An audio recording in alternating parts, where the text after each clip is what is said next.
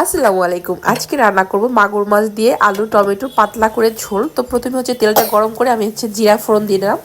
জিরা ফোড়ন দেওয়ার পর একটা পেঁয়াজ নিয়েছি। আজকে পেঁয়াজটাকে একটু কুচি করে নিয়ে এটাকে একটু ভালো করে ভেজে নিয়ে এরপর এখানে 3টের মতো টমেটো কুচি, আদা রসুন জিরা ধনিয়া আর সাথে পেঁয়াজ একসাথে বাটা সে মশলাটা দিয়ে ভালো করে একটু নেড়ে চেড়ে স্বাদ মতো লবণ দিয়ে দিলাম। দেওয়ার পর একটু নেড়ে এর ভিতরে পরিমাণ মতো পানি দিয়ে দিলাম মশলাটা কষানোর জন্য।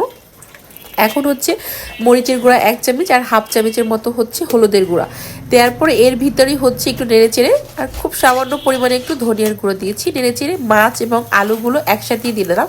অনেকের প্রশ্ন থাকতে পারে মাছ আলু একসাথে দিয়েছি কারণ কি? কারণটা এই যে কাঁচা মশলার যে স্মেলটা এটা যখন মাছের ভিতরে যায় না, মাছটা অনেক টেস্ট লাগে।